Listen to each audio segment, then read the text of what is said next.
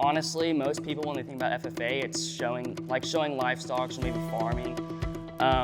But there's so many different leadership opportunities, and it's not things that you do for fun. And I mean, yeah, they're very fun, but it's things that you will take like throughout life. You get to do a lot of really cool things that not many other people get to do, and it's very interesting to learn about those things and kind of see what it's all about.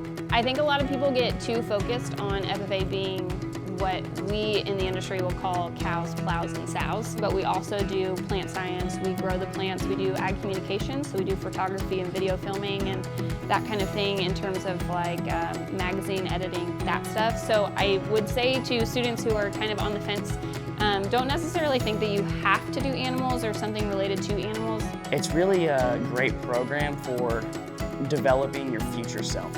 Whether it's in agriculture or not, you're going to take the skills that you learn in FFA and you're going to run with them. I mean, my work ethic, responsibility,